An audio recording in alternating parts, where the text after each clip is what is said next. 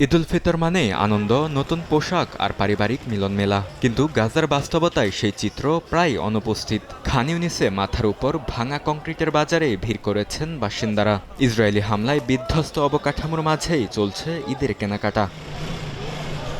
সন্তানের মুখে হাসি ফোটাতে বাজারে এসেছেন অর্থকষ্টে থাকা গাজাবাসী। স্থানীয় বাসিন্দারা বলছেন জীবন এখন কঠিন, তবুও শিশুদের জন্য কিছু চকলেট বা ছোট উপহার কেনার চেষ্টা করছেন তারা।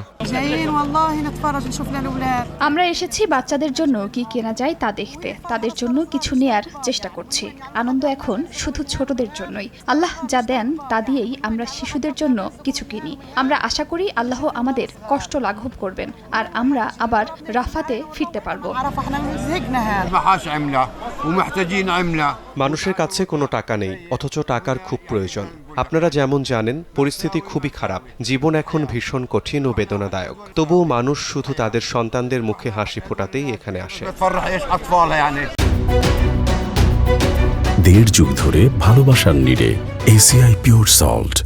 তবে সামান্য সুযোগটুকু সবার ভাগ্যে নেই। খান ইউনিসের একটি কবরস্থানে আশ্রয় নেয়া বাস্তুচ্যুত পরিবারগুলো জানাচ্ছেন নতুন কাপড় বা মিষ্টি কেনার সামর্থ্য নেই তাদের। মৃতদের পাশে বসবাস করে ঈদের আনন্দ অনুভব করতে পারছেন না তারা। শিশুদের মুখেও নেই উৎসবের উচ্ছ্বাস, বরং অনিশ্চয়তার ছাপ স্পষ্ট।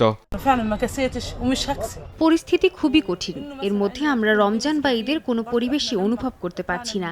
বিশেষ করে আমরা যেহেতু কবরস্থানে মৃতদের পাশেই বসবাস করছি, তাই কোনো আনন্দই নেই। শিশুদের জন্য নতুন কাপড় বা মিষ্টি কেনার সামর্থ্য নেই। ঈদ বা রমজানের কোনো আনন্দ আমাদের জীবনে নেই, কিছুই নেই। যুদ্ধবিরতি কার্যকর থাকলেও গাজায় সহিংসতা থামায়নি দখলদাররা। গাজার স্বাস্থ্য মন্ত্রণালয় বলছে উপত্যকায় প্রতিদিনই ইসরায়েলি হামলায় নিহত হচ্ছেন বহু মানুষ। দীর্ঘ এই সংঘাতে গাজার মানুষের জন্য ঈদ আর এখন উৎসব নয়, বরং বেঁচে থাকার আরেকটি কঠিন অধ্যায়। বরকতুল্লাহ, সময় সংবাদ।